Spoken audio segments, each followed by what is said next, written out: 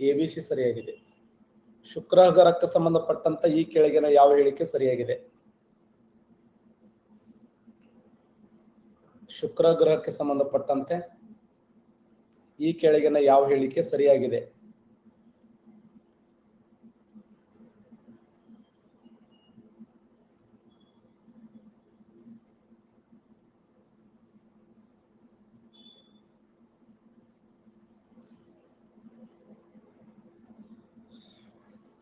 ಮೇಲಿನ ಎಲ್ಲವೂ ಸರಿ ನೋಡಿ.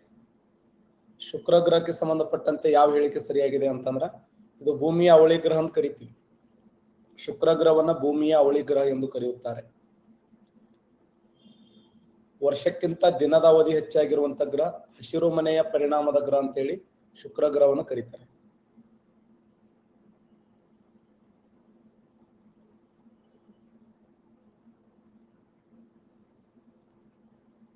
ಹತ್ತಿ ಅತಿ ಹೆಚ್ಚು ಬೆಳೆಯಲಾಗುತ್ತದೆ.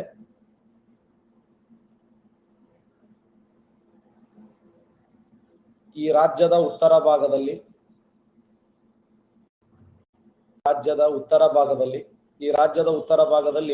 ಮರುಭೂಮಿ ಕಂಡುಬರುತ್ತದೆ.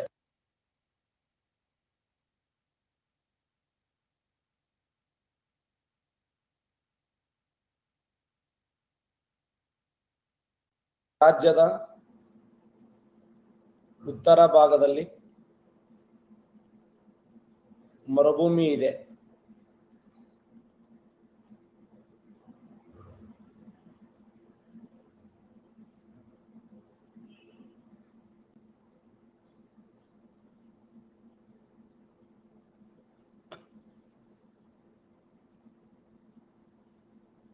ದಕ್ಷಿಣ ಭಾಗದಲ್ಲಿ ಕಪ್ಪು ಮಣ್ಣು ಕಂಡುಬರುತ್ತದೆ.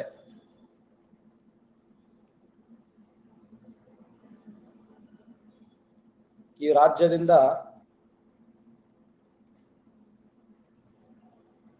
ಕರಾವಳಿ ಆರಂಭವಾಗುತ್ತದೆ. ಹಾಗಾದ್ರೆ ಆ ರಾಜ್ಯ ಯಾವುದು? ABCD. ಮಹಾರಾಷ್ಟ್ರ, ಕೇರಳ, ಪಂಜಾಬ್, ಗುಜರಾತ್. ಇಲ್ಲಿ ಆನ್ಸರ್ ಮಾಡಬೇಕು.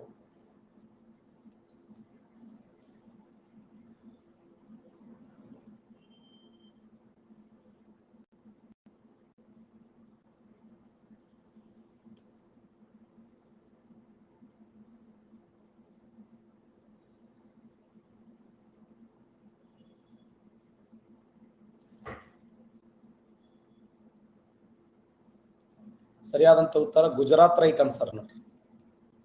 ಗುಜರಾತ್ ರಾಜ್ಯದಲ್ಲಿ ಅತಿ ಹೆಚ್ಚು ಹತ್ತಿ ಬೆಳೆಯಲಾಗುತ್ತದೆ. ಈ ರಾಜ್ಯದ ಉತ್ತರ ಭಾಗದಲ್ಲಿ ಮರುಭೂಮಿ ಕಂಡುಬರುತ್ತದೆ. ಈ ರಾಜ್ಯದ ದಕ್ಷಿಣ ಭಾಗದಲ್ಲಿ ಕಪ್ಪು ಮಣ್ಣು ಕಂಡುಬರುತ್ತದೆ. ಈ ರಾಜ್ಯದಿಂದ ಕರಾವಳಿ ಆರಂಭ ಆಗ್ತದೆ. ಇಡೀ ಭಾರತ ದೇಶದಲ್ಲಿ ಅತಿ ಹೆಚ್ಚು ಕರಾವಳಿ ಹೊಂದಿದ ರಾಜ್ಯ ಗುಜರಾತ. 1600 ಕಿಲೋಮೀಟರ್ ಕರಾವಳಿಯನ್ನು ಹೊಂದಿದೆ. ಸುಮಾರು 1600 ಕಿಲೋಮೀಟರ್ ಕರಾವಳಿ ತೀರ ಹೊಂದಿದ್ದು ಭಾರತ ದೇಶದಲ್ಲಿ ಅತಿ ಹೆಚ್ಚು ಕರಾವಳಿ ಹೊಂದಿದ ಗುಜರಾತ್ ರಾಜ್ಯ. ಗುಜರಾತ್ ರಾಜ್ಯದ ಕರಾವಳಿಯನ್ನು ಏನಂತ ಕರೀತಾರೆ ಅಂದ್ರೆ ಕಚ್ ಕರಾವಳಿ ಅಂತ ಕರೀತಾರೆ.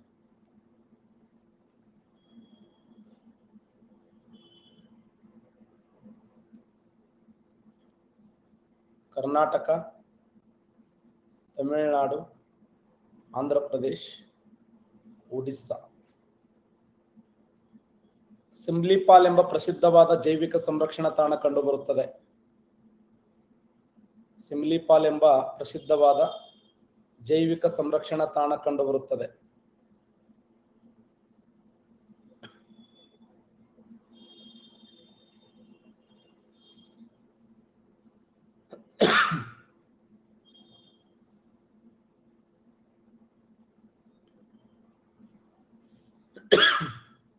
ಒಡಿಸ್ಸಾ ರಾಜ್ಯದಲ್ಲಿ ನೋಡಿ. ಒಡಿಸ್ಸಾ ರಾಜ್ಯದ ಪ್ರಸಿದ್ಧವಾಗಿರುವಂತಹ ಜೈವಿಕ ಸಂರಕ್ಷಣಾ ತಾಣ ಯಾವುದಂದ್ರ ಸಿಮ್ಲಿಪಾಲ್ ಅನ್ನುವಂತ ಜೈವಿಕ ಸಂರಕ್ಷಣಾ ತಾಣ ಒಡಿಸ್ಸಾ ರಾಜ್ಯದಲ್ಲಿ ಕಂಡುಬರುತ್ತದೆ. ಕಿಯಂಜರ್ ಬೆಟ್ಟಗಳು ಮತ್ತು ಸಿಮ್ಲಿಪಾಲ್ ಬೆಟ್ಟಗಳು ಈ ರಾಜ್ಯದಲ್ಲಿ ಕಂಡುಬರುತ್ತವೆ.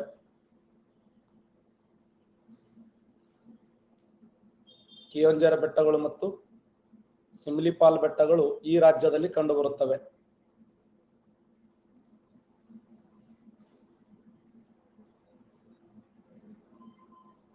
ಒಡಿಶಾ ರಾಜ್ಯದಲ್ಲಿ ಕಂಡುಬರುವ ಪ್ರಸಿದ್ಧವಾದ ಬೆಟ್ಟಗಳು. ಇವುಗಳನ್ನ ಕಬ್ಬಿಣದ ಬೆಟ್ಟಗಳು ಅಂತ ಕರೀತಾರೆ. ಹೈಯೆಸ್ಟ್ ಕಬ್ಬಿಣ ಉತ್ಪಾದನೆ ಮಾಡಲಾಗುತ್ತದೆ. ಆ ಉದ್ದೇಶಕ್ಕಾಗಿ ಕಬ್ಬಿಣದ ಬೆಟ್ಟಗಳು ಅಂತ ಹೇಳಿ ಕರೀತಾರೆ.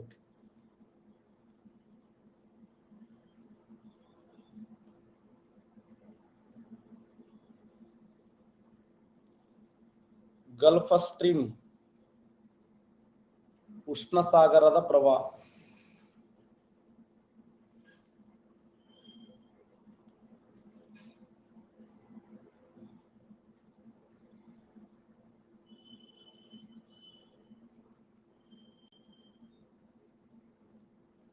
ಪೋರ್ಟರಿಕೋ ಎಂಬ ತಗ್ಗಿದೆ. ಈ ಸಾಗರದ ಅತ್ಯಂತ ಆಳವಾಗಿರುವಂತ ತಗ್ಗು. ಬೆಂಗ್ವಿಲಾ ಶೀತ ಸಾಗರದ ಪ್ರವಾಹ. ಈ ಮೂರು ಉಷ್ಣ ಸಾಗರದ ಪ್ರವಾಹ ಗಲ್ಫ್ ಸ್ಟ್ರೀಮ್ ಇದೆ, ಪೋರ್ಟ್ರಿಕೋ ಎಂಬ ತಗ್ಗಿದೆ, ಬೆಂಗ್ವಿಲಾ ಎಂಬ ಶೀತ ಸಾಗರದ ಪ್ರವಾಹ ಕಂಡು ಬರುತ್ತದೆ. ಯಾವ ಸಾಗರದಲ್ಲಿ?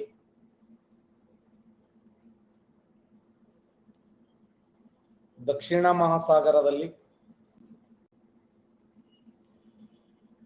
ಹಿಂದೂ ಮಹಾಸಾಗರದಲ್ಲಿ, ಆರ್ಕಟಿಕ್ ಸಾಗರದಲ್ಲಿ, ಅಂಟಾರ್ಟಿಕಾ, ಅಟ್ಲಾಂಟಿಕ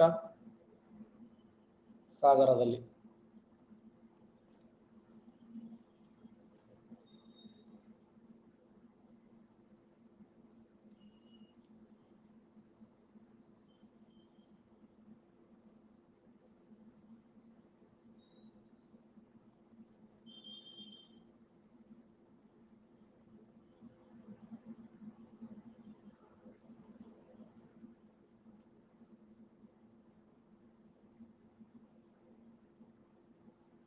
ಸರಿಯಾದಂತ ಉತ್ತರ ಅಟ್ಲಾಂಟಿಕ್ ಸಾಗರದ ವೈಶಿಷ್ಟ್ಯ ನೋಡಿ.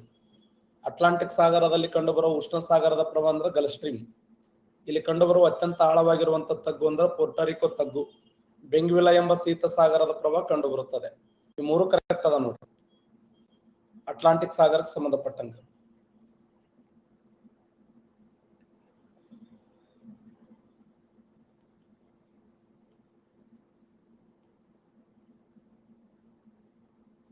ಸಾವಿರ ಕಿಲೋಮೀಟರ್ ಮೇಲೆ ಹೋದಂತೆ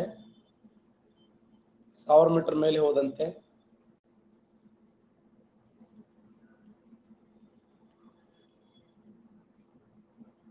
.5 ಡಿಗ್ರಿ ಸೆಲ್ಸಿಯಸ್ ಉಷ್ಣಾಂಶ ಕಡಿಮೆಯಾಗುತ್ತದೆ. ಉಷ್ಣಾಂಶ ಕಡಿಮೆ. ಸಮೋಷ್ಣ ಮಂಡಲದಲ್ಲಿ O3 ಕಂಡುಬರುತ್ತದೆ.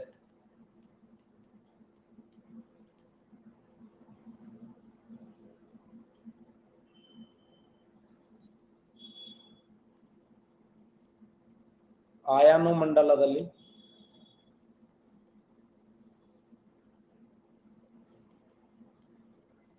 ಅರೋರಾ ಬೋರಿಯಾಲಿಸ್, ಆಸ್ಟ್ರೇಲಿಸ್ ಕಂಡುಬರುತ್ತದೆ.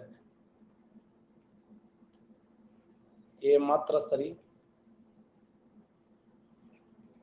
ಬಿ ಮಾತ್ರ ಸರಿ, ಎ ಬಿ ಸರಿ, ಎ ಬಿ ಸಿ ತಪ್ಪು.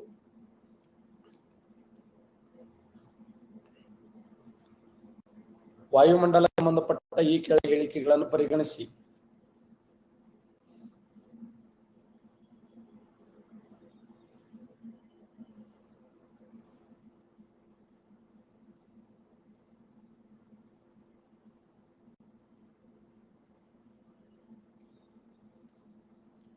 ವಾಯುಮಂಡಲಕ್ಕೆ ಸಂಬಂಧಪಟ್ಟ ಈ ಕೆಳಗಿನ ಹೇಳಿಕೆಗಳನ್ನು ಪರಿಗಣಿಸಿದಾಗ 3 ಸರಿಯಾಗಿದೆ ನೋಡಿ. ಎ ಬಿ ಸಿ 3 ಸರಿಯಾಗಿರುವಂತ ಉತ್ತರ.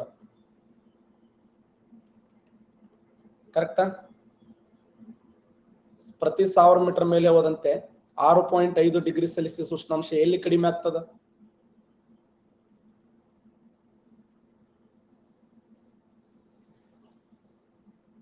ಪರಿವರ್ತನ ಮಂಡಲದಲ್ಲಿ ಕಡಿಮೆ ಆಗ್ತದೆ ನೋಡಿ. ಪರಿವರ್ತನ ಮಂಡಲದಲ್ಲಿ. ಸಮೋಷ್ಣ ಮಂಡಲದಲ್ಲಿ O3 ಕಂಡು ಬರುತ್ತದೆ. O3 ಅಂದ್ರೂ ಒಂದೇ, ಓಜನ್ ಅಂದ್ರೂ ಒಂದೇ. ಆಯನ ಮಂಡಲದಲ್ಲಿ ಅರೋರಾ ಬೋರಿಯಾಲಿಸ್ ಮತ್ತು ಅರೋರಾ ಆಸ್ಟ್ರೇಲಿಸ್ ಕಂಡು ಬರುತ್ತದೆ. .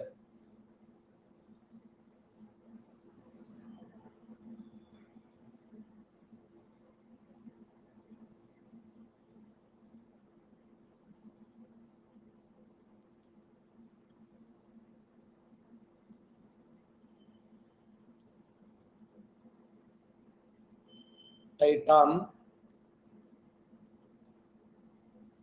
ಟೈಟಾನಿಯಾ, ಟೈಟಾನ್, ಡಿಮೋಸ್. ನೆಪ್ಚೂನ್ ಗ್ರಹದ ಅತಿದೊಡ್ಡ ಉಪಗ್ರಹ ಯಾವುದು? ನೆಪ್ಚೂನ್ ಗ್ರಹದ ಅತಿದೊಡ್ಡ ಉಪಗ್ರಹ ಯಾವುದು?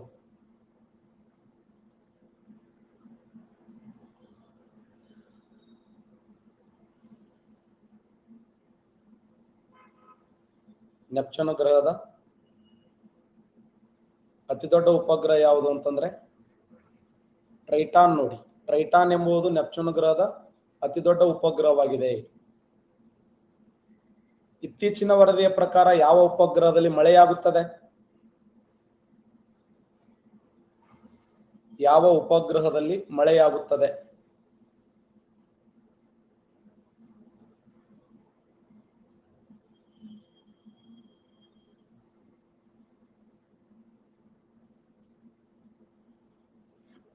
ವರದಿಯ ಪ್ರಕಾರ ಯಾವ ಉಪಗ್ರಹದಲ್ಲಿ ಮಳೆಯಾಗುತ್ತದೆ? ಸರಿ, ಟೈಟಾನ್ ನೋಡಿ. ಟೈಟಾನ ಇದು ಶನಿ ಗ್ರಹದ ಉಪಗ್ರಹವಾಗಿದೆ. ಟ್ರೈಟಾನಿಯಾ ಯುರೇನಿಸ್ ಗ್ರಹದ ಉಪಗ್ರಹವಾಗಿದೆ. ನೆಪ್ಚೂನ್ ನೆಪ್ಚೂನ್ ಗ್ರಹದ ಉಪಗ್ರಹ ಟ್ರೈಟಾನ್ ಆಗಿದೆ. ಮಂಗಳ ಗ್ರಹದ ಉಪಗ್ರಹ ಡಿಮೋಸ್ ಆಗಿದೆ. ಸೌರಮಂಡಲದಲ್ಲಿ ಅತ್ಯಂತ ದೊಡ್ಡದಾದ ಉಪಗ್ರಹ ಯಾವುದು? ಇಡೀ ಸೌರಮಂಡಲದಲ್ಲಿ ಅತಿ ದೊಡ್ಡ ಉಪಗ್ರಹ ಯಾವ್ದಂದ್ರೆ ಗ್ಯಾನಿಮೇಡ ನೋಡಿ. ಗ್ಯಾನಿಮೇಡ ಸೌರಮಂಡಲದಲ್ಲಿ ಅತ್ಯಂತ ದೊಡ್ಡದಾಗಿರುವಂತ ಉಪಗ್ರಹವಾಗಿದೆ.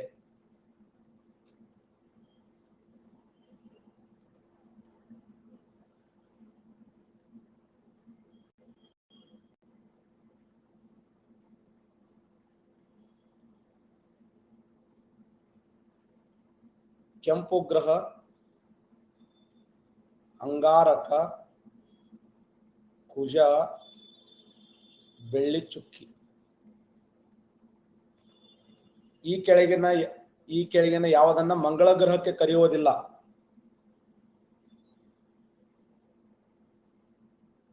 ಈ ಕೆಳಗಿನ ಯಾವುದನ್ನ ಮಂಗಳ ಗ್ರಹಕ್ಕೆ ಕರೆಯುವುದಿಲ್ಲ?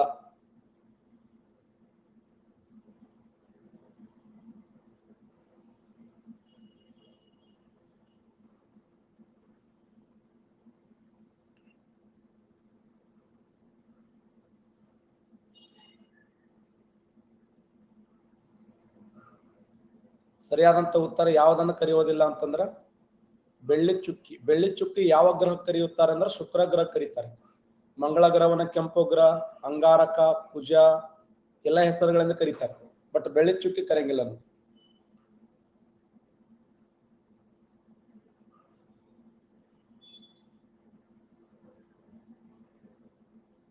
ಸಿಯಾಲ್ ವಲಯ, ಸೀಮಾ ವಲಯ,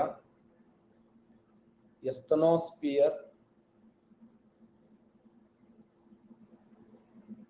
ಒಳಕೇಂದ್ರಗೋಳ.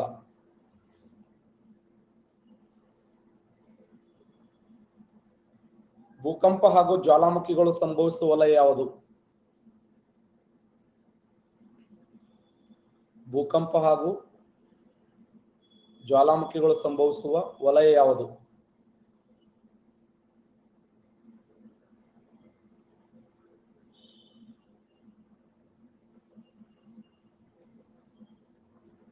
ಭೂಕಂಪ ಹಾಗೂ ಜ್ವಾಲಾಮುಖಿಗಳು ಸಂಭವಿಸುವ ವಲಯ ಯಾವುದಂದ್ರ ಸರಿಯಾದಂತ ಉತ್ತರ ಎಸ್ತನೋಸ್ಪಿಯರ್ ನೋಡಿ.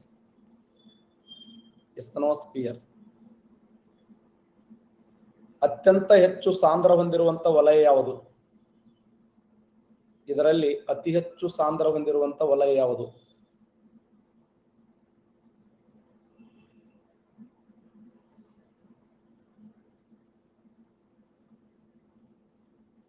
ಅತಿ ಹೆಚ್ಚು ಸಾಂದ್ರ ಹೊಂದಿರುವ ವಲಯ ಯಾವುದಂದ್ರ ಒಳಕೇಂದ್ರಗೋಳ ನೋಡಿ.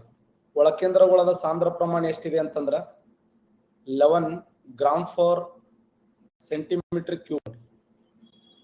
ಟೋಟಲ್ ಭೂಮಿಯ ಸಾಂದ್ರ ಪ್ರಮಾಣ 5.53 ಗ್ರಾಮ್ ಫಾರ್ ಸೆಂಟಿಮೀಟರ್ ಕ್ಯೂಬ್. ಇಡೀ ಸೌರಮಂಡಲದಲ್ಲಿ ಅತ್ಯಂತ ಸಾಂದ್ರ ಭರಿತವಾಗಿರುವಂತ ಗ್ರಹ ಅಂತಂದ್ರ ಭೂಮಿ. ಕರೆಕ್ಟಾ? ಇಡೀ ಸೌರಮಂಡಲದಲ್ಲಿ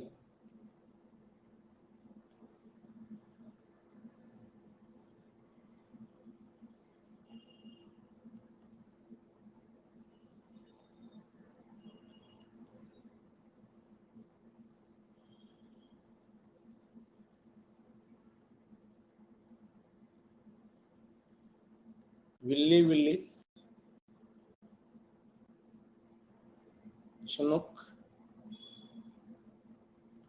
ಟೈಫೋನ್, ಹರಿಕೇನ್. ಇದರಲ್ಲಿ ಯಾವ ಮಾರುತ ಭಿನ್ನವಾಗಿದೆ? ಇದರಲ್ಲಿ ಯಾವ ಮಾರುತವು ಭಿನ್ನವಾಗಿದೆ?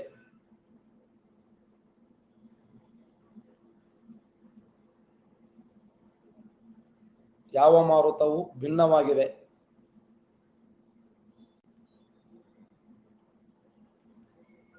ಯಾವ ಮಾರುತ ಭಿನ್ನವಾಗಿದೆ ಅಂದ್ರೆ ಚಿನುಕ್ ಎಂಬುದು ಭಿನ್ನವಾಗಿದೆ.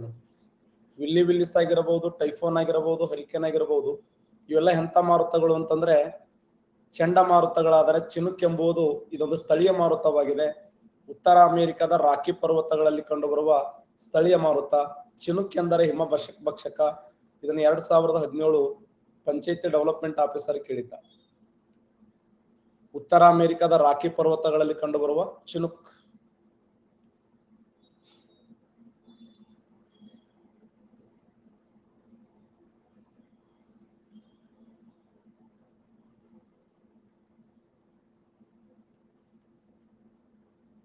ದಕ್ಷಿಣ ಆಫ್ರಿಕಾ, ಮೊಜಾಂಬಿಕಾ, ಮಡಗಾಸ್ಕರ್,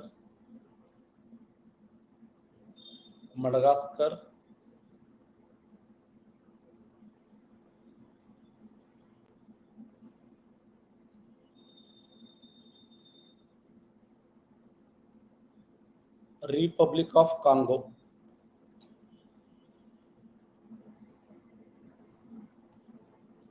ಮಕರ ಸಂಕ್ರಾಂತಿ ವೃತ್ತ ಈ ಕೆಳಗಿನ ಯಾವ ದೇಶದ ಮೇಲೆ ಹಾದು ಹೋಗುವುದಿಲ್ಲ? ಮಕರ ಸಂಕ್ರಾಂತಿ ವೃತ್ತವು ಈ ಕೆಳಗಿನ ಯಾವ ದೇಶದ ಮೇಲೆ ಹಾದು ಹೋಗುವುದಿಲ್ಲ?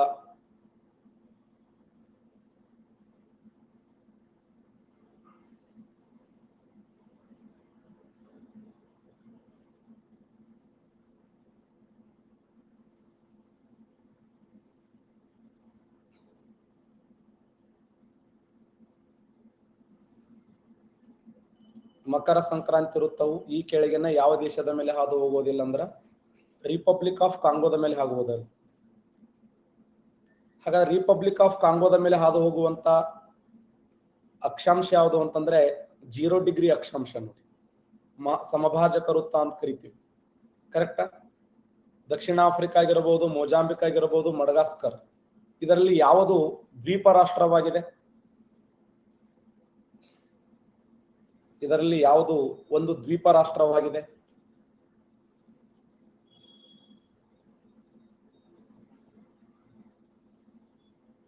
ಇದರಲ್ಲಿ ಯಾವುದು ಒಂದು ಪ್ರಸಿದ್ಧವಾದ ದ್ವೀಪ ರಾಷ್ಟ್ರವಾಗಿದೆ?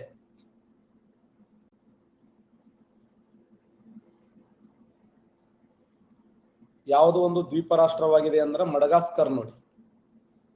ಯಾವುದನ್ನ ಪ್ರಪಂಚದ 8ನೇ ಖಂಡ ಎಂದು ಕರೆಯುತ್ತಿದ್ದರು? ಯಾವುದನ್ನ ಪ್ರಪಂಚದ 8ನೇ ಖಂಡ ಎಂದು ಕರೆಯುತ್ತಿದ್ದರು?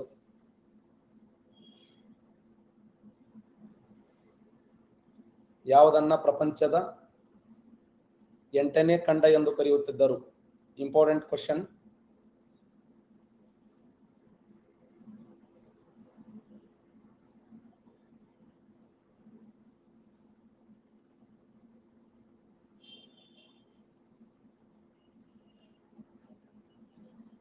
ಮಡಗಾಸ್ಕರ್ ನೋಡಿ. ಯಾವ ದೇಶದಲ್ಲಿ ಡರ್ಬನ್ ಎಂಬ ಪ್ರಸಿದ್ಧವಾದ ಸಿಟಿ ಕಂಡು ಬರುತ್ತದೆ? ಯಾವ ದೇಶದಲ್ಲಿ ಪ್ರಸಿದ್ಧವಾದ ಡರ್ಬನ್ ಎಂಬ ಸಿಟಿ ಕಂಡು ಬರುತ್ತದೆ? ಪ್ರಸಿದ್ಧವಾದ ಡರ್ಬನ್ ಎಂಬ ಸಿಟಿ ಕಂಡು ಬರುತ್ತದೆ.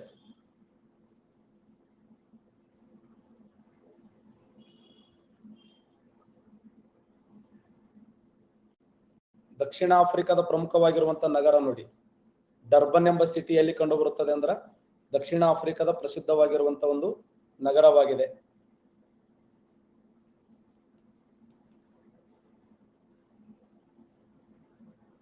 ಪ್ರಿಟೋರಿಯಾ, ಡರ್ಬನ್, ಕರೆಕ್ಟಾ? ಜೋಹನ್ಸ್ಬರ್ಗ್.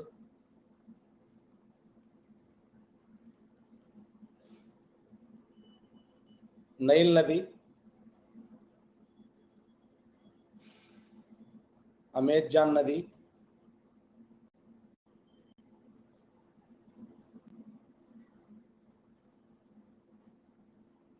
ಸುಪೆರಿಯರ್ ನದಿ,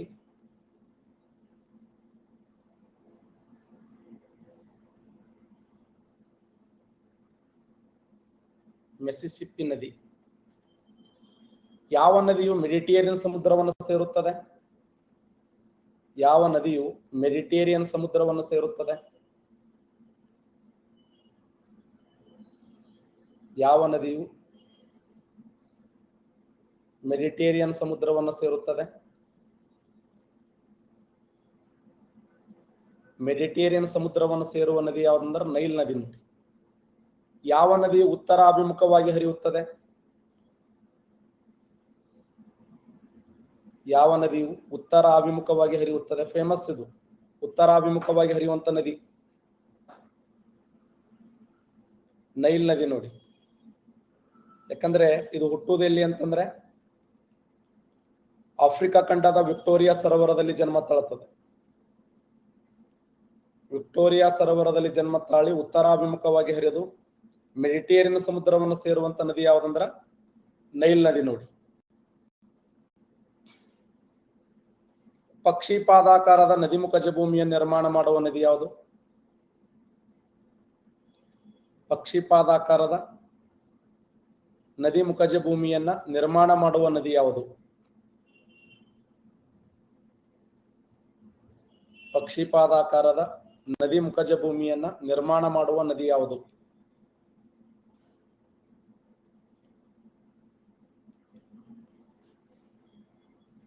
ಮಿಸಿಸಿಪ್ಪಿ ನದಿ ನೋಡಿ. ಯಾವ ನದಿ ಬಯಲು ಪ್ರದೇಶವನ್ನ ಭೂಮಿಯ ಮೇಲಿನ ಶ್ವಾಸಕೋಶ ಎಂದು ಕರೆಯುತ್ತಾರೆ? ಯಾವ ನದಿಯ ಬಯಲು ಪ್ರದೇಶವನ್ನ ಭೂಮಿಯ ಮೇಲಿನ ಶ್ವಾಸಕೋಶ ಎಂದು ಕರೆಯುತ್ತಾರೆ?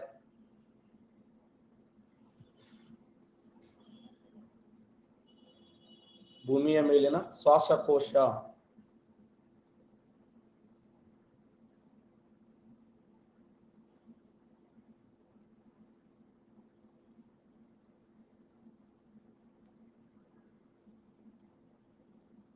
ಅಮೆಜಾನ್ ನದಿ ನೋಡಿ. ಅಮೆಜಾನ್ ನದಿ ಬಯಲು ಪ್ರದೇಶವನ್ನು ಏನಂತ ಕರೀತಾರೆ ಅಂದ್ರೆ ಭೂಮಿಯ ಮೇಲಿನ ಶ್ವಾಸಕೋಶ ಅಂತ ಹೇಳಿ ಕರೀತಾರೆ.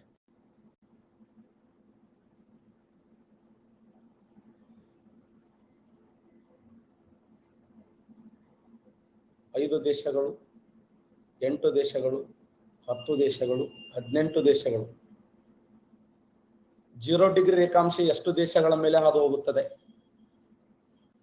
0 ಡಿಗ್ರಿ ರೇಖಾಂಶವು ಎಷ್ಟು ದೇಶಗಳ ಮೇಲೆ ಹಾದು ಹೋಗುತ್ತದೆ?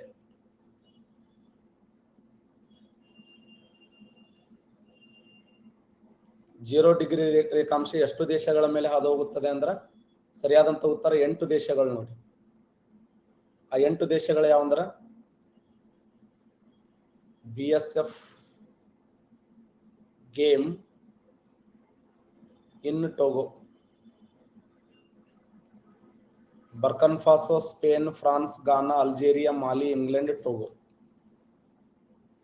ಯುರೋಪ ಖಂಡದ 3 ದೇಶಗಳು, ಆಫ್ರಿಕಾ ಖಂಡದ 5 ದೇಶಗಳು. ಇನ್ನೊಂದ್ಸರಿ ಹೇಳ್ತೇನೆ ನೋಡಿ.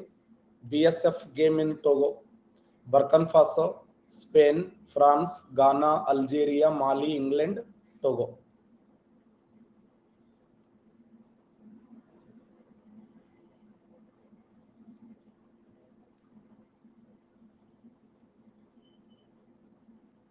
ಅಮೆಜಾನ್ ಕಾಡು ಪ್ರದೇಶ,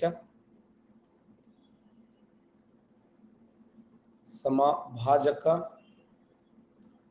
ವೃತ್ತದ ಪ್ರದೇಶ, ಅಂಟಾರ್ಟಿಕಾ ಧ್ರುವ ಪ್ರದೇಶ, ಆರ್ಕಟಿಕ್ ಧ್ರುವ ಪ್ರದೇಶ. ಗರಿಷ್ಠ ಹಿಮಕರಡಿಗಳು ಯಾವ ಪ್ರದೇಶದಲ್ಲಿ ಕಂಡುಬರುತ್ತವೆ? ಗರಿಷ್ಠ ಪ್ರಮಾಣದ ಹಿಮಕರಡಿಗಳು ಯಾವ ಪ್ರದೇಶದಲ್ಲಿ ಕಂಡುಬರುತ್ತವೆ? ಹಿಮಕರಡಿಗಳು ಯಾವ ಪ್ರದೇಶದಲ್ಲಿ ಕಂಡುಬರುತ್ತವೆ?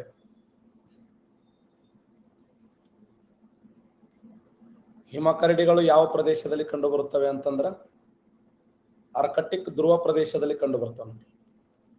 ಆರ್ಕಟಿಕ್ ಧ್ರುವ ಪ್ರದೇಶದಲ್ಲಿ ಗರಿಷ್ಠ ಪ್ರಮಾಣದಲ್ಲಿ ಹಿಮಕರಡಿಗಳು ಕಂಡು ಬರುತ್ತವೆ. ಗರಿಷ್ಠ ಪ್ರಮಾಣದಲ್ಲಿ ಪೆಂಗ್ವಿನ್ಗಳು ಎಲ್ಲಿ ಕಂಡು ಬರ್ತವೆ?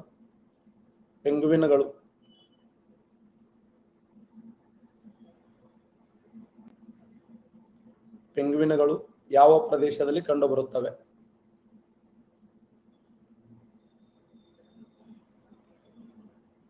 ಅಂಟಾರ್ಟಿಕ ಖಂಡದಲ್ಲಿ ಕಂಡು ಬರ್ತವೆ. ಅಂಟಾರ್ಟಿಕ್ ಖಂಡದಲ್ಲಿ ಗರಿಷ್ಠ ಪ್ರಮಾಣದಲ್ಲಿ ಪೆಂಗ್ವಿನ್ಗಳು ಕಂಡು ಬರುತ್ತವೆ.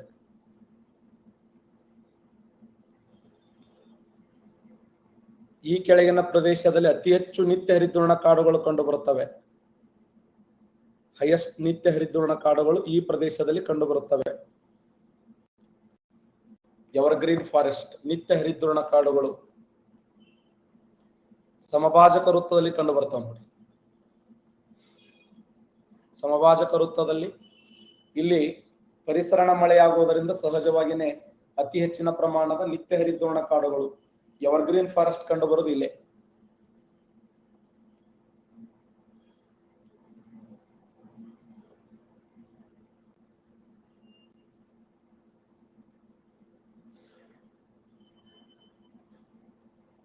Mount Etna, Mount Stromboli,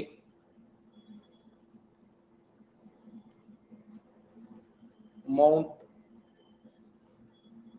ವೆಸುವಿಯಸ್, Mount ಕೋಟಪಾಕ್ಷಿ.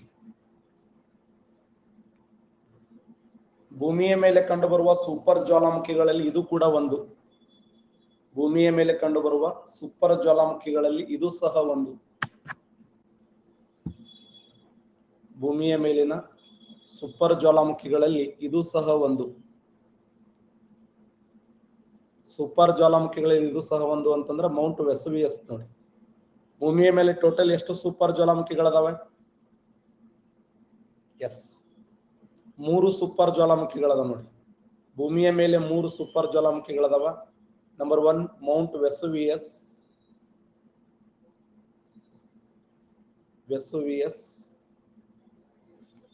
ಮತ್ತೆ ಮೌಂಟ್ ಪೀಲಿ,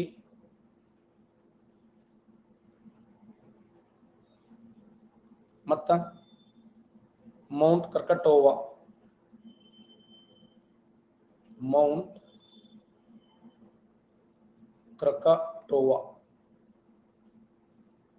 ಕ್ರಕಟೋವಾ, ಮೌಂಟ್ ವೆಸುವಿಯಸ್ ಆಗಿರಬಹುದು, ಮೌಂಟ್ ಪೀಲಿ ಆಗಿರಬಹುದು, ಮೌಂಟ್ ಕ್ರಕಟೋವಾ ಆಗಿರಬಹುದು. ಈ 3 ಜ್ವಾಲಾಮುಖಿಗಳ ವಿಶೇಷ ಏನಂದ್ರೆ ಭೂಮಿಯ ಮೇಲೆ ಕಂಡು ಬರುವಂತ ಸೂಪರ್ ಜ್ವಾಲಾಮುಖಿಗಳನ್ನು ಕರಿತೀವಿ. ಸೂಪರ್ ಜ್ವಾಲಾಮುಖಿಗಳು.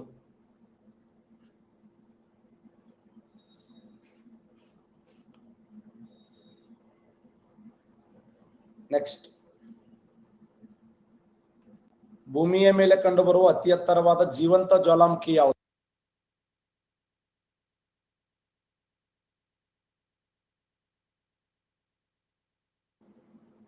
ಮೌಂಟ್ ಕೋಟಪಾಕ್ಷಿ ನೋಡಿ. ಇದು 5897 ಮೀಟರ್ ಎತ್ತರವಾಗಿದೆ. 5897 ಮೀಟರ್ ಎತ್ತರವಾಗಿದ್ದು ಭೂಮಿಯ ಮೇಲೆ ಕಂಡುಬರುವ ಅತಿ ಎತ್ತರವಾದ ಜ್ವಾಲಾಮುಖಿ ಶಿಖರ ಅಂತ ಗುರುತಿಸ್ತೀವಿ. ಅದು ಜೀವಂತ ಜ್ವಾಲಾಮುಖಿ. ವಿಶೇಷವಾಗಿ ಭೂಮಿಯ ಮೇಲೆ ಕಂಡುಬರುವ ಅತಿ ಎತ್ತರವಾದ ಜೀವಂತ ಜ್ವಾಲಾಮುಖಿ ಯಾವ್ದಂದ್ರ ಮೌಂಟ್ ಕೋಟಪಾಕ್ಷಿ. ಕರೆಕ್ಟಾ? ಭೂಮಿಯ ಮೇಲೆ ಕಂಡುಬರುವ ಎತ್ತರವಾದ ಜ್ವಾಲಾಮುಖಿ ಶಿಖರ ಯಾವ್ದಂದ್ರೆ ಮೌಂಟ್ ಕೋಟಪಾಕ್ಷಿ. ನಾವು ಕಳೆದ ಕ್ಲಾಸ್ನಲ್ಲಿ ಸಾಗರಗಳ ಬಗ್ಗೆ ಡಿಸ್ಕಸ್ ಮಾಡ್ತಾ ಇದ್ದೆವು. ಮೊದಲ ಸಾಗರ ಯಾವುದು ಅಂತಂದ್ರೆ,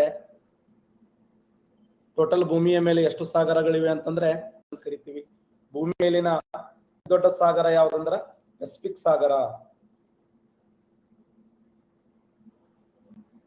ಪೆಸಿಫಿಕ್ ಓಸಿಯನ್ ಅಂತ ಕರಿತೀವಿ. ಈ ಪೆಸಿಫಿಕ್ ಸಾಗರದ ಮೊದಲ ಹೆಸರೇನು? ಇದರ ಮೊದಲ ಹೆಸರು ಪ್ಯಾಂಥಲಸ್. ಪ್ಯಾಂಥಲಸ್ ಇದರ ಮೀನಿಂಗ್ ಏನು ಅಂದ್ರೆ ಇದನ್ನ ಮಹಾಸಾಗರ ಅಂತ ಕರೀತಾರೆ. ಮಹಾಸಾಗರ. ಹಾಗಾದ್ರೆ ಈ ಪೆಸಿಫಿಕ್ ಸಾಗರವನ್ನ ಫರ್ಡಿನಾಂಡ್ ಮೆಗಾಲನ್ ಏನಂತ ಕರೆದ?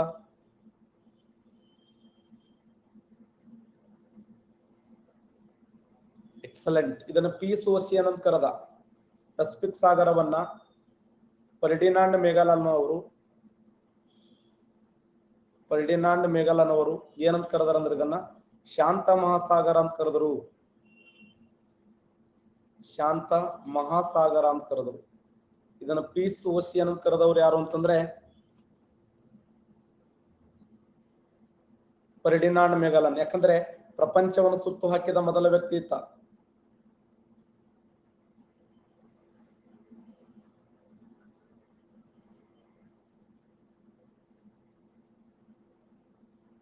ಪ್ರಪಂಚ ಪರ್ಯಟನೆ ಮಾಡಿದ ಮೊದಲ ವ್ಯಕ್ತಿ,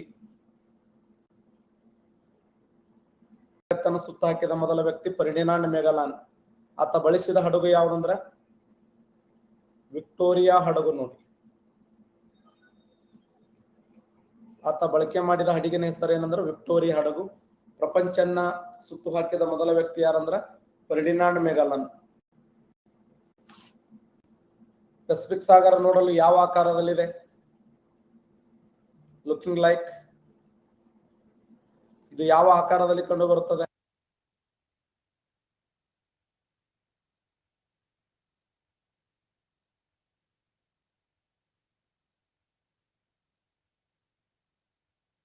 ಟ್ರಯಾಂಗಲ್, ತ್ರಿಕೋನಾಕಾರದಲ್ಲಿ ಕಂಡು ಬರುವಂತ ಸಾಗರ.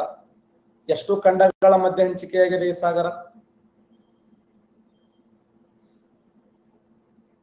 ಎಷ್ಟು ಖಂಡಗಳ ಮಧ್ಯೆ ಹಂಚಿಕೆಯಾಗಿದೆ? ರೈಟ್,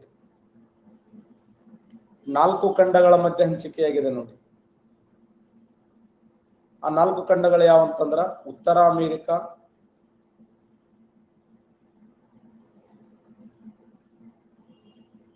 ದಕ್ಷಿಣ ಅಮೆರಿಕ,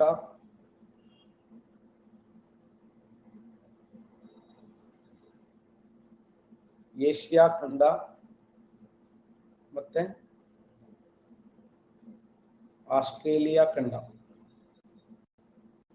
ಉತ್ತರ ಅಮೆರಿಕ, ದಕ್ಷಿಣ ಅಮೆರಿಕ, ಏಷ್ಯಾ ಖಂಡ, ಆಸ್ಟ್ರೇಲಿಯಾ ಖಂಡ, 4 ಖಂಡಗಳ ಮಧ್ಯೆ ಹಂಚಿಕೆಯಾಗಿರುವಂತ ಸಾಗರ ಇದು.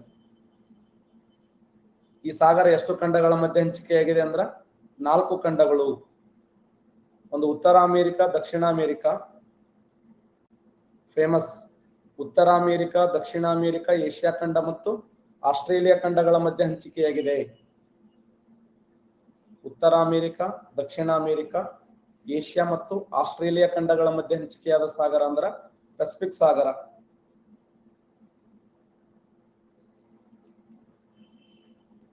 ಪೆಸಿಫಿಕ್ ಸಾಗರದಲ್ಲಿ ಎಷ್ಟು ವಿಸ್ತಾರ ಇದೆ ಅಂತಂದ್ರೆ 165 ದಶಲಕ್ಷ ಚದರ ಕಿಲೋಮೀಟರ್ ವಿಸ್ತಾರ ಇದೆ. ನೋಡಿ, ದಶಲಕ್ಷ ಚೆಕಿಮಿ, ದಶಲಕ್ಷ ಚದರ ಕಿಲೋಮೀಟರ್ ವಿಸ್ತಾರ ಇದೆ. ಇದರ ವಿಸ್ತಾರ 165 ದಶಲಕ್ಷ ಚದರ ಕಿಲೋಮೀಟರ್. ನೀರಿನ ಪ್ರಮಾಣ ಎಷ್ಟಿದೆ ಅಂದ್ರೆ 46% ನೀರಿನ ಪ್ರಮಾಣ ಇದೆ. 46% ನೀರಿನ ಪ್ರಮಾಣ. ಈ ಸಾಗರದ ಮೇಲೆ ಹಾದು ಹೋದಂತ ರೇಖೆ ಯಾವುದಂದ್ರೆ ಅಂತಾರಾಷ್ಟ್ರೀಯ ದಿನಾಂಕ ರೇಖೆ. ಅಂತಾರಾಷ್ಟ್ರೀಯ ದಿನಾಂಕ ರೇಖೆ ಯಾವ ಸಾಗರದ ಮೇಲೆ ಹಾದು ಹೋಗಿದೆ ಅಂತಂದ್ರ ಪೆಸಿಫಿಕ್ ಸಾಗರದ ಮೇಲೆ ಹಾದು ಹೋಗಿದೆ. ಇಂಟರ್ನ್ಯಾಷನಲ್ ಡೇ ಲೈನ್ ಅಥವಾ ಡೇಟ್ ಲೈನ್ ಅಂತ ಕರೀತಾರೆ. ಅಂತಾರಾಷ್ಟ್ರೀಯ ದಿನಾಂಕ ರೇಖೆ ಯಾವ ಸಾಗರದ ಮೇಲೆ ಅಂತಂದ್ರ ಪೆಸಿಫಿಕ್ ಸಾಗರದ ಮೇಲೆ ಹಾದು ಹೋಗಿದೆ ಅಂತಾರಾಷ್ಟ್ರೀಯ ದಿನಾಂಕ ರೇಖೆ.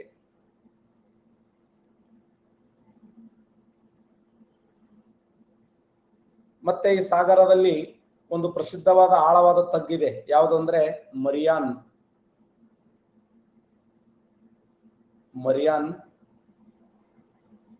ಚಾಲೆಂಜರ್ ತಗ್ಗು. ಇದರ ಆಳ ಎಷ್ಟಿದೆ ಅಂದ್ರೆ 11,033 ಮೀಟರ್ ಆಳವಾಗಿದೆ. ನೋಡಿ, ಇದರ ಆಳ 11,033 ಮೀಟರ್ ಆಳವಾಗಿದೆ. ಮರಿಯಾನ್ ಚಾಲೆಂಜರ್ ತಗ್ಗದ ಆಳ ಎಷ್ಟಿದೆ ಅಂದ್ರೆ 11,033 ಮೀಟರ್ ಆಳವಾಗಿದ್ದು ಭೂಮಿಯ ಮೇಲಿನ ಅತ್ಯಂತ ಆಳವಾಗಿರುವಂತ ಸಾಗರಿಕ ತಗ್ಗು ಇದು. ಅತ್ಯಂತ ಆಳವಾದ ಸಾಗರಿಕ ತಗ್ಗು, ಟ್ರೆಂಚ್ ಅಂತ ಕರಿತೀವಿ. ಟ್ರೆಂಚ್ ಅಂದ್ರೆ ಏನು? ಆಳವಾಗಿರುವಂತ ಸಾಗರಿಕ ತಗ್ಗು ಅಂತ ಅರ್ಥ. ಮರಿಯಾನ್ ಚಾಲೆಂಜರ್ ತಗ್ಗದ ಆಳ 11,033 ಮೀಟರ್ ಆಳವಾಗಿದೆ. ಪ್ರಪಂಚದ ಅತ್ಯಂತ ಆಳವಾಗಿರುವಂತ ತಗ್ಗು ಇದು. ಇದರ ಮೊದಲ ಹೆಸರು ಪ್ಯಾಂಥಲಸ್. ಈ ಸಾಗರದ ಅತಿ ದೊಡ್ಡ ದ್ವೀಪ ಯಾವುದು? ಈ ಸಾಗರದ ಅತ್ಯಂತ ದೊಡ್ಡದಾಗಿರುವಂತ ದ್ವೀಪ ಯಾವ್ದಂದ್ರ ನ್ಯೂ ಗಿನಿಯಾ ದ್ವೀಪ. ನ್ಯೂ ಗಿನಿಯಾ ದ್ವೀಪ. ಸಾಮಾನ್ಯವಾಗಿ ದ್ವೀಪ ಅಂದ್ರೆ ಏನು? ಸುತ್ತಲೂ ನೀರು, ಮಧ್ಯದಲ್ಲಿ ಭೂಮಿ. ಕರೆಕ್ಟಾ? ಸುತ್ತಲೂ ಭೂಮಿ ನೀರಿದ್ದು ಮಧ್ಯದಲ್ಲಿ ಭೂಮಿ ಇತ್ತಂದ್ರೆ ಅದನ್ನ ದ್ವೀಪ ಅಂತ ಕರಿತೀವಿ. ನ್ಯೂ ಗಿನಿಯಾ ದ್ವೀಪ ಈ ಸಾಗರದ ಅತ್ಯಂತ ದೊಡ್ಡದಾಗಿರುವಂತ ದ್ವೀಪವಾಗಿದೆ.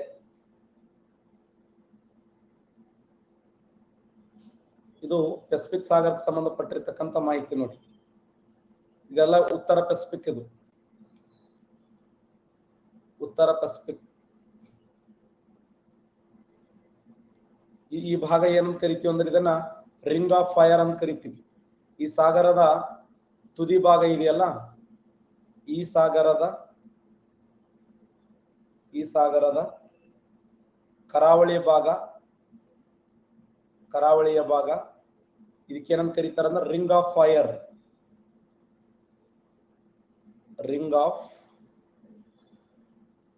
ಫೈರ್. ರಿಂಗ್ ಆಫ್ ಫೈರ್ ಅಂದ್ರೆ ಏನು? ಹೈಯೆಸ್ಟ್ ಈ ಭಾಗದಲ್ಲಿ ಭೂಕಂಪ ಹಾಗೂ ಜ್ವಾಲಾಮುಖಿಗಳು ಸಂಭವಿಸ್ತವೆ ಅಂತ ಅರ್ಥ. ಭೂಕಂಪ ಮತ್ತು ಜ್ವಾಲಾಮುಖಿಗಳು ಈ ವಲಯದಲ್ಲಿ ಸಂಭವಿಸ್ತವೆ. ಅದನ್ನೇ ರಿಂಗ್ ಆಫ್ ಫೈರ್ ಅಂತ ಹೇಳಿ ಕರಿತೀವಿ. ರಿಂಗ್ ಆಫ್ ಫೈರ್ ಭೂಕಂಪ ಹಾಗೂ ಜ್ವಾಲಾಮುಖಿಗಳು ಸಂಭವಿಸುವಂತದ್ದು. ಅದಕ್ಕೆ ರಿಂಗ್ ಆಫ್ ಫೈರ್ ಅಂತ ಹೇಳಿ ಹೆಸರಿಸಿದರು.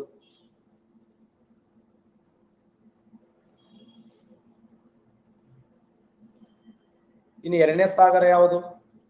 ಅಟ್ಲಾಂಟಿಕ್ ಸಾಗರ ನೋಡಿ.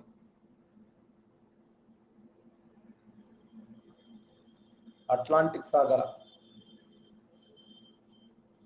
ಭೂಮಿಯ ಮೇಲಿನ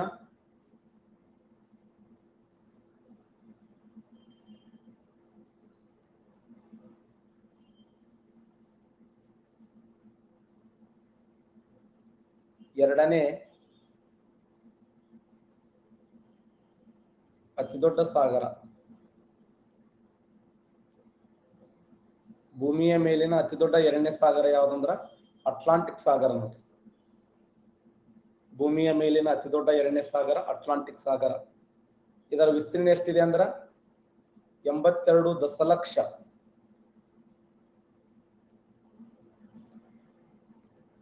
82 ದಶಲಕ್ಷ ಚದರ ಕಿಲೋಮೀಟರ್ ವಿಸ್ತೀರ್ಣ ಇದೆ.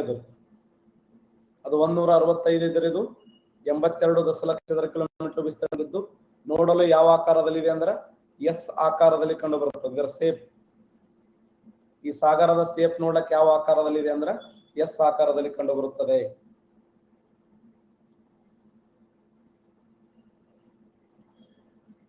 ಎಂಬತ್ತೆರಡು ದಶಲಕ್ಷ ಚದರ ಕಿಲೋಮೀಟರ್ ವಿಸ್ತೀರ್ಣ ಹೊಂದಿದ್ದು ಭೂಮಿಯ ಮೇಲಿನ ಎರಡನೇ ಅತಿ ದೊಡ್ಡ ಸಾಗರವಾಗಿದೆ. ಇದು ನೋಡ್ಲಕ್ಕೆ ಯಾವ ಆಕಾರದಲ್ಲಿದೆ ಅಂದ್ರ ಎಸ್ ಆಕಾರದಲ್ಲಿ ಕಂಡು ಬರುತ್ತದೆ.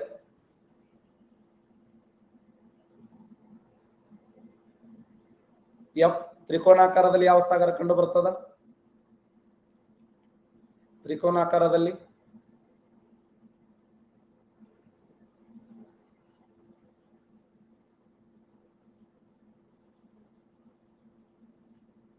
ಎಂ ಆಕಾರದಲ್ಲಿ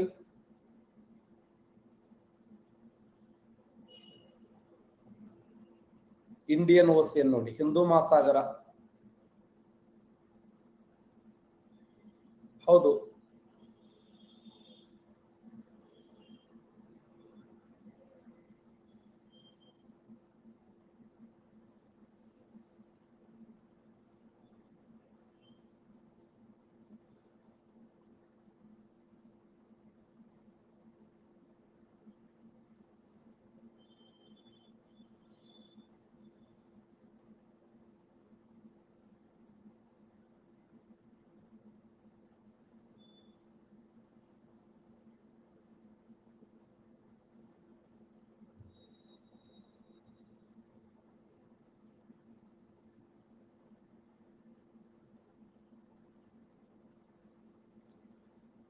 ಮತ್ತೆ ಈ ಸಾಗರದ ಮೇಲೆ ಏನೇನು ಕ್ವಶನ್ ಕೇಳ್ಯಾರ? ಅಟ್ಲಾಂಟಿಕ್ ಸಾಗರದ ಮೇಲೆ ಇಲ್ಲಿ 82 ದಶಲಕ್ಷ ಅಂತಂದ್ರ ಒಟ್ಟು ಸಾಗರದಲ್ಲಿ 28% ಇಲ್ಲೇ ಇದೆ ನೋಡಿ ನೀರು. 28% ಒಟ್ಟು ಅಲ್ಲಿ ಎಷ್ಟಿದೆ ಪರ್ಸೆಂಟೇಜ್ ನೋಡಿದಾಗ 46 ಆದ್ರ ಈ ಸಾಗರದಲ್ಲಿ ಎಷ್ಟು ಪರ್ಸೆಂಟ್ ಇದೆ? 29% ಇದೆ, 29% ಇದೆ.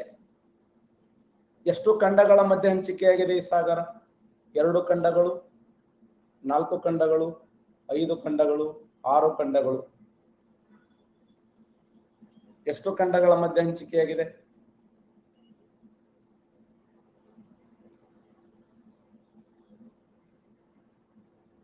ಎಕ್ಸಲೆಂಟ್. 4 ಖಂಡಗಳ ಮಧ್ಯೆ ನೋಡಿ ಈ ಸಾಗರ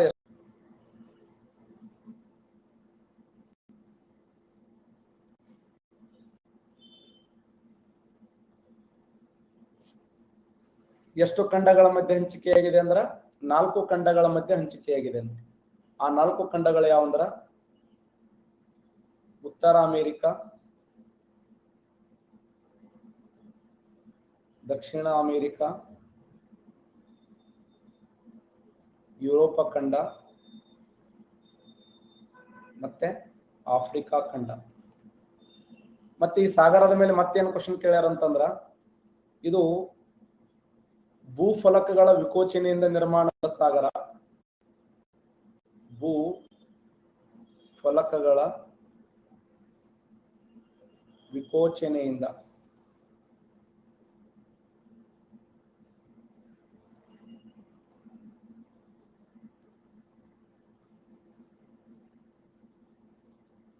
ಸಂಕೋಚನೆ ಅಲ್ಲ, ವಿಕೋಚನೆಯಿಂದ ನಿರ್ಮಾಣಗೊಂಡದು. ಭೂ ವಿಕೋಚನೆಗಳಿಂದ ನಿರ್ಮಾಣಗೊಂಡಂತ ಸಾಗರ ಯಾವುದಂತಂದ್ರ ಅದು ಅಟ್ಲಾಂಟಿಕ್ ಸಾಗರ. ಈ ಸಾಗರದ ಅತ್ಯಂತ ದೊಡ್ಡದಾಗಿರುವಂತ ದ್ವೀಪ ಯಾವುದಂದ್ರೆ ಗ್ರೀನ್ಲ್ಯಾಂಡ್ ನೋಡಿ. ಗ್ರೀನ್ಲ್ಯಾಂಡ್ ಇದು ಭೂಮಿಯ ಮೇಲಿನ ಅತ್ಯಂತ ದೊಡ್ಡದಾಗಿರುವ ದ್ವೀಪ ಅಂತ ಹೇಳಿ ಗುರುತಿಸ್ತೀವಿ. ಭೂಮಿಯ ಮೇಲಿನ ಅತ್ಯಂತ ದೊಡ್ಡದಾಗಿರುವ ದ್ವೀಪ ಯಾವುದಂದ್ರ ಗ್ರೀನ್ಲ್ಯಾಂಡ್. ಗ್ರೀನ್ಲ್ಯಾಂಡ್ ಎಂಬುದು ಭೂಮಿಯ ಮೇಲಿನ ಅತ್ಯಂತ ದೊಡ್ಡದಾಗಿರುವ ದ್ವೀಪ ಎನಿಸಿಕೊಂಡಿದೆ. ಭೂಫಲಕಗಳ ವಿಕೋಚನೆಯಿಂದ ನಿರ್ಮಾಣಗೊಂಡ ಸಾಗರವೇ ಅದು ಯಾವ ಸಾಗರ ಅಂದ್ರ ಅಟ್ಲಾಂಟಿಕ್ ಸಾಗರ. ಇದ್ರ ಮೇಲೆ ಸ್ಪೆಷಲ್ ಆಗಿ ಕೇಳಿದ ಪ್ರಶ್ನೆ, ಭೂಖಂಡಗಳ ವಿಕೋಚನೆಯಿಂದ ನಿರ್ಮಾಣಗೊಂಡಿದೆ ಅಂತ ಕೇಳ. ಮತ್ತೆ ಇಲ್ಲೊಂದು ಸಮುದ್ರ ಇದೆ,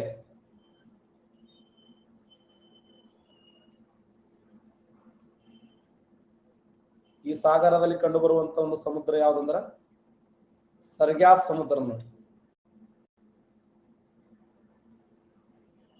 ಸರ್ಗ್ಯಾಸ್ ಸಮುದ್ರ ಏನು ವಿಶೇಷ ಏನಂತಂದ್ರ ಕರಾವಳಿಯ ತೀರ ಇಲ್ಲದ ಸಮುದ್ರ. ಈ ಸಮುದ್ರಕ್ಕೆ ಏನಿಲ್ಲ ಅಂತಂದ್ರ ಕರಾವಳಿಯ ತೀರವಿಲ್ಲ. ಕರಾವಳಿಯ ತೀರ ಇಲ್ಲದೆ ಇರುವ ಸಮುದ್ರ ಅಂದ್ರೆ ಸರ್ಗ್ಯಾಸ್ ಸಮುದ್ರ. ದಡವಿಲ್ಲದ ಸಮುದ್ರ, ಕರಾವಳಿಯ ತೀರ ಇಲ್ಲಿರುವಂತ ಸಮುದ್ರ ಅಂದ್ರ ಸರ್ಗ್ಯಾಸ್ ಸಮುದ್ರ ಅಂತ ಗುರುತಿಸ್ತೀವಿ. ಎಲ್ಲಾ ಸಮುದ್ರಗಳಿಗೆ ದಡ ಇರ್ತದ, ಬಟ್ ಈ ಸಮುದ್ರಕ್ಕ ದಡ ಇಲ್ಲ. ಇದು ಎಲ್ಲಿ ಕಂಡು ಬರ್ತದೆ ಅಂದ್ರೆ ಈ ಭಾಗದಲ್ಲಿ ಕಂಡು ಬರ್ತದೆ. ಈ ಭಾಗದಲ್ಲಿ ಇದೆ ಇಲ್ಲೇ. ಮತ್ತೆ ಈ ಸಾಗರದ ಮೇಲೆ ಮತ್ತೇನು ಕ್ವಶನ್ ಕೇಳೋಣ, ಅತಿ ಹೆಚ್ಚು ಜಲಸಾರಿಗೆ ಹೊಂದಿರುವ ಸಾಗರ, ಗರಿಷ್ಠ ಪ್ರಮಾಣದಲ್ಲಿ ಜಲಸಾರಿಗೆ ಹೊಂದಿದೆ. ಕ್ವಶನ್ಗಳು ನೋಡಿ, ಅತಿ ಹೆಚ್ಚು ಒಳನಾಡು ಜಲಸಾರಿಗೆ ಹೊಂದಿರುವ ನದಿ ಯಾವುದು? ಒಳನಾಡು ಜಲಸಾರಿಗೆ ಹೊಂದಿರುವ ನದಿ yes Vittal, correct answer. Rhine ನದಿ ನೋಡಿ. ರೈನ್ ಅನ್ನುವಂತ ನದಿ ಭೂಮಿಯ ಮೇಲೆ ಅತಿ ಹೆಚ್ಚು ಒಳನಾಡು ಜಲಸಾರಿಗೆ ಹೊಂದಿರುವಂತ ನದಿ ರೈನ್ ನದಿ. ಪ್ರಪಂಚದಲ್ಲಿ ಅತಿ ಹೆಚ್ಚು ಒಳನಾಡು ಜಲಸಾರಿಗೆ ಹೊಂದಿರುವಂತ ಸಾಗರ ಯಾವುದು ಅಂತಂದ್ರೆ ಅದು ಅಟ್ಲಾಂಟಿಕ್ ಸಾಗರ ನೋಡಿ. ಅತಿ ಹೆಚ್ಚು ಒಳನಾಡು ಜಲಸಾರಿಗೆ ಹೊಂದಿರುವಂತ ಸಾಗರ. ಮತ್ತೆ ಈ ಸಾಗರದ ಮೇಲೆ ಏನು ಕ್ವಶನ್ ಕೇಳ್ಯಾರ, ಅತಿ ಹೆಚ್ಚು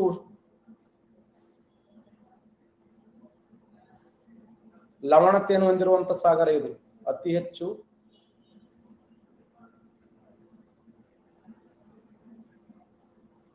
ಲವಣಾಂಶವನ್ನು,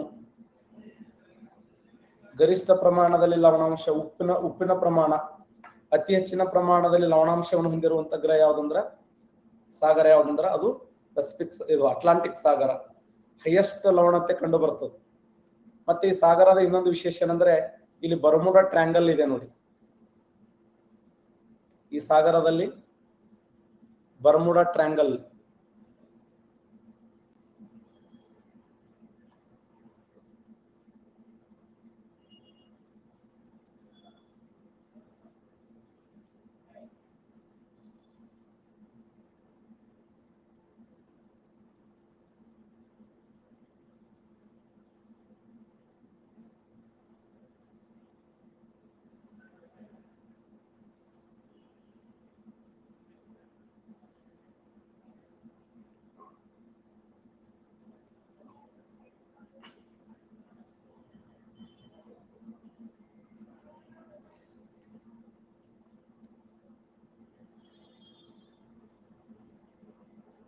ಒಂದು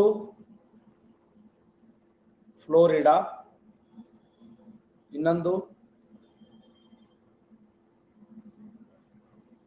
ಬರ್ಮುಡಾ, ಇನ್ನೊಂದು ಸ್ಥಳ ಯಾವುದು ಪೋರ್ಟಾರಿಕೋ.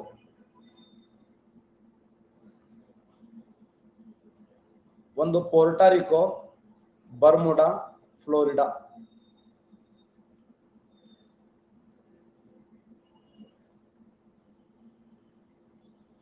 ಇದನ್ನೇ ಬರ್ಮುಡಾ ಟ್ರ್ಯಾಂಗಲ್ ಅಂತ ಕರಿತೀವಿ. ಈ ಬರ್ಮುಡಾ ಟ್ರ್ಯಾಂಗಲ್ ಯಾವ ಸಾಗರದಲ್ಲಿದೆ ಅಂತಂದ್ರೆ ಅಟ್ಲಾಂಟಿಕ್ ಸಾಗರದಲ್ಲಿ ಕಂಡು ಬರುತ್ತದೆ. ಇದು ಯಾಕೆ ಫೇಮಸ್ ಅಂದ್ರ ಇಲ್ಲಿ ಹೈಯೆಸ್ಟ್ ಜಲಚರ ಪ್ರಾಣಿಗಳು ಸಾಯ್ತವೆ. ಈ ಭಾಗದಲ್ಲಿ ಅತಿ ಹೆಚ್ಚು ಜಲಚರ ಪ್ರಾಣಿಗಳು ಸಾಯುತ್ತವೆ. ಆ ಅತಿ ಹೆಚ್ಚು ಜಲಚರ ಪ್ರಾಣಿಗಳು ಸಾಯುವುದರಿಂದ ಗರಿಷ್ಠ ಪ್ರಮಾಣದಲ್ಲಿ ಸಾಯ್ತವೆ. ಅತಿ ಹೆಚ್ಚಿನ ಪ್ರಮಾಣದ ಜಲಚರ ಪ್ರಾಣಿಗಳು ಸಾಯುವುದರಿಂದ ಇಲ್ಲೊಂದು ವಿಶೇಷವಾದ ಅನಿಲ ಬಿಡುಗಡೆ ಆಗ್ತದೆ. ಯಾವ ಅನಿಲ ಬಿಡುಗಡೆ ಆಗುತ್ತಂದ್ರ ಮೀಥೇನ್ ಎಂಬ ಅನಿಲ ಬಿಡುಗಡೆ ಆಗುತ್ತದೆ. ಈ ಭಾಗದಲ್ಲಿ ಗರಿಷ್ಠ ಪ್ರಮಾಣದಲ್ಲಿ ಮೀಥೇನ್ ಎಂಬ ಅನಿಲ ಬಿಡುಗಡೆ ಆಗುತ್ತದೆ.